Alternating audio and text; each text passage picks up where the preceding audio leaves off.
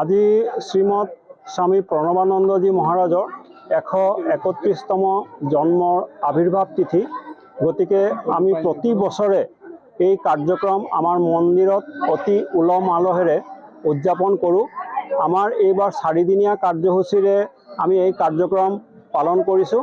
আজি আমাৰ মেইন যি কাৰ্যক্ৰম সেই কাৰ্যক্ৰম চলি আছে, গোটেই দিনজোৰা কাৰ্যক্ৰম।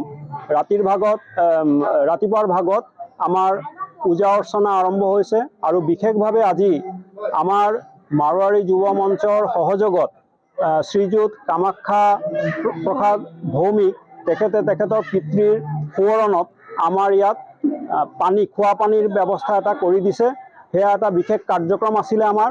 এতিয়া আমাৰ মহাপ্ৰসাদৰ ব্যৱস্থা চলি আছে আৰু ৰাতিলৈকে কাৰ্যক্ৰম চলিব।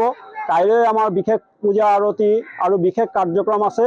সেই কাৰ্যক্ৰমেৰে আমি আমাৰ এই বছৰৰ যি কাৰ্যসূচী এয়া আমি সমাপ্ত কৰিম। আগন্তুক দিনৰ আমাৰ সেৱামূলক কাৰ্য চলি থাকিব। ৰাইজৰ সহায় সহযোগিতা আমি কামনা কৰিলোঁ।